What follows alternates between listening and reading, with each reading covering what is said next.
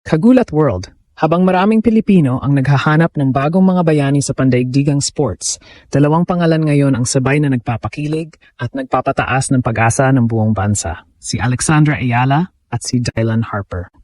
Sa Germany, isang malaking balita ang dumating para kay Alex matapos siyang makatanggap ng wildcard entry sa main draw ng Berlin Tennis Open. Ibig sabihin, hindi na niya kailangang dumaan sa qualifying rounds, at direkta na siyang sasabak laban sa ilan sa pinakamalalakas na manlalaro sa women's tennis. Isa na naman itong patunay na patuloy ang pag-angat ng Pinay sensation sa pinakamataas na antas ng sport. Samantala sa basketball, patuloy namang sumisikat ang pangalan ni Dylan Harper. Ang Phil Amgard ay naging isa sa pinakamalaking young stars ng NBA at patuloy na pinag-uusapan dahil sa kanyang pambihirang talento at pagmamalaki sa kanyang dugong Pilipino. Sa isang pagkataon, ipinahayag pa niya kung gaano kahalaga sa kanya ang pagrepresenta sa Pilipinas sa pinakamalaking entablado ng basketball. Nakakagulat isipin na sa magkaibang sport, magkaibang kontinente at magkaibang landas, parehong may batang may dugong Pilipino na nagiging sentro ng atensyon ng mundo. Hindi ito simpleng magandang balita lamang. Ito ay simbolo ng bagong henerasyon. Isang henerasyong hindi na kontento sa pagiging kalahok lang. Isang henerasyong gustong manalo. At sina Alex Ayala at Dylan Harper ang mukha ng bagong pangarap na iyon. Kung babalikan natin ang nakaraan, bihira ang pagkakataong sabay na may Pilipinong umaani ng atensyon sa dalawang pinakamalalaking international sports, tennis at basketball. Ngunit ngayong 2026, nagbago ang ihip ng hangin. Sa isang banda ay si Alex, ang dating junior champion na unti-unting binuang kanyang pangalan sa matitinding laban sa professional circuit. Maraming eksperto ang nagsabing mahirap para sa isang manlalarong galing sa Pilipinas na makapasok sa elite level ng women's tennis dahil sa kakulangan ng tradisyon, resources at exposure kumpara sa mga bansang matagal ng powerhouse sa sport. Pero isa-isang binasag ni Alex ang mga pagdududang iyon. Mula sa pagiging junior standout, nakapasok siya sa pinakamalalaking torneo sa mundo. At ngayon, nakatanggap siya ng wildcard spot sa Berlin Tennis Open, isang prestihiyosong WTA 500 event na nagsisilbing mahalagang paghahanda para sa Wimbledon. Ang wildcard na ito ay malinaw na indikasyon na kinikilala ng tennis world ang kanyang potensyal at market value bilang isa sa mga tumataas na bituin ng tour. Ngunit habang lumalaban si Alex sa mga grass courts ng Europe, may isa namang batang may dugong Pilipino na gumagawa ng ingay sa basketball. Si Dylan Harper, anak ng NBA legend na si Ron Harper at may dugong Pilipino mula sa kanyang ina, si Dylan, ay mabilis na naging isa sa pinakakilalang batang guards sa basketball. Hindi lamang dahil sa kanyang talento, kundi dahil sa kanyang maturity at leadership na bihira makita sa kanyang edad. Sa dami ng kabataang nangangarap maging NBA player, ilan lamang ang nagiging sentro ng usapan sa buong liga. At si Dylan ay isa sa kanila.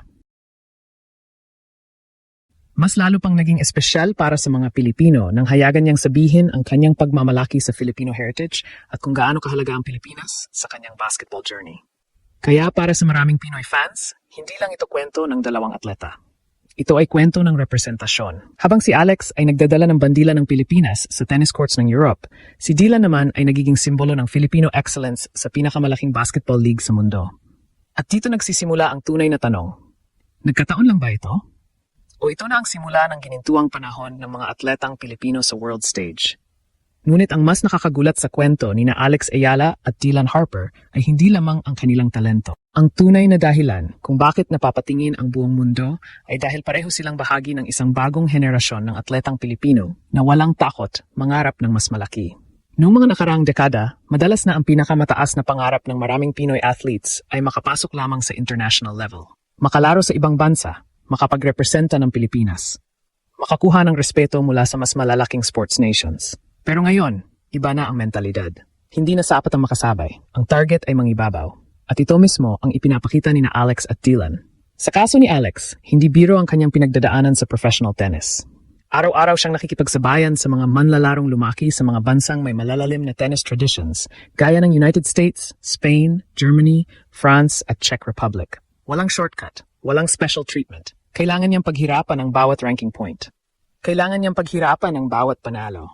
At sa bawat pagkakataong nakakapasok siya sa malalaking torneo, mas lalo niyang pinatutunayan na hindi aksidente ang kanyang pag-angat. Marami ng tennis analysts ang nagsasabing ang pinakamahalagang bahagi ng development ni Alex ay ang kanyang patuloy na exposure laban sa world-class competition. Dito nahuhubog ang kanyang confidence. Dito lumalakas ang kanyang laro. At dito rin nasusubok kung hanggang saan talaga ang kanyang potensyal.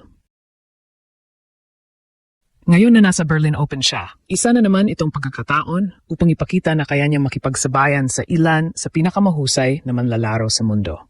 Samantala, sa kabilang panig ng sports world, si Dylan Harper naman ay nasa sentro ng napakalaking spotlight. Hindi ito basta ordinaryong pressure. Ito ay pressure ng pagiging isa sa mga pinakaabangang batang basketball stars ng kanyang henerasyon. Bawat laro niya ay sinusuri. Bawat galaw niya ay pinag-aaralan. Bawat interview niya ay nagiging balita. Pero sa halip na matinag, lalo siyang lumalakas. Mas lalo siyang nagiging kumpiyansa. Mas lalo siyang nagiging leader. At dito lalong naakit ang mga Pilipino. Dahil sa tuwing nagsasalita si Dylan tungkol sa kanyang Filipino roots, para bang may koneksyon na agad sa milyon-milyong basketball fans sa Pilipinas. Hindi pa man siya nakapagsuot ng Gilas jersey, marami ng Pilipino ang nakatingin sa kanyang paglalakbay. Marami ang nangangarap na balang araw ay makita siyang magkaroon ng mas malalim na koneksyon sa Philippine basketball. At isipin ninyo ito, habang si Alex ay nakikipaglaban sa pinakamalalaking tennis stars ng Europe. Habang si Dylan naman ay naghahanda para sa pinakamataas na antas ng basketball sa mundo. Pareho silang may dugong Pilipino. Pareho silang batang atleta. Pareho silang simbolo ng posibilidad. At sa bawat tagumpay nila, para bang unti-unting nababago ang pananaw ng mundo tungkol sa mga Pilipinong atleta. Hindi na tayo tinitingnan bilang underdogs lamang. Hindi na tayo simpleng participants. Unti-unti tayong nagiging contenders. At kung magpapatuloy ang pag-angat ni na Alex Ayala at Dylan Harper, maaring hindi lang sila maging mga bituin sa kani-kanilang sports. Maaring sila ang maging mukha ng bagong panahon kung saan ang pangalang Pilipino ay regular nang nakikita sa pinakamalalaking entablado ng mundo. Kaya habang magkaiba ang mundo ni na Alex Ayala at Dylan Harper, isa ang mensaheng ipinapadala nila sa buong mundo. Ang atletang Pilipino ay kaya nang makipagsabayan sa pinakamataas na antas ng kompetisyon. Si Alex ay patuloy na sumusulat ng kasaysayan sa tennis.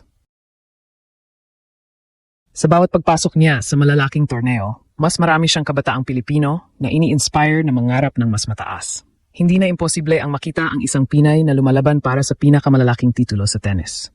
Samantala, si Dylan Harper naman ay patuloy na nagpapakita kung bakit napakaraming eksperto ang naniniwalang maliwanag ang kanyang kinabukasan sa basketball. Sa murang edad, dala na niya ang pressure ng pagiging future star, ngunit dala rin niya ang pagmamalaki sa kanyang dugong Pilipino. At marahil ito ang pinakamasarap isipin. Sa magkaibang sulok ng mundo, may dalawang batang may pusong Pilipino na patuloy na nagpapahanga sa milyon-milyong tao. Habang tumitindi ang kanilang mga laban at lumalaki ang kanilang mga tagumpay, lalong lumalakas ang paniniwala ng mga Pilipino na ang susunod na global sports superstar ay maaring manggaling mismo sa ating lahi. At kung magpapatuloy ang kanilang pagangat at isang araw hindi na lamang tayo magdiriwang ng kanilang tagumpay. Ipagdiriwang natin ang isang bagong ginintuang panahon ng sports para sa Pilipinas.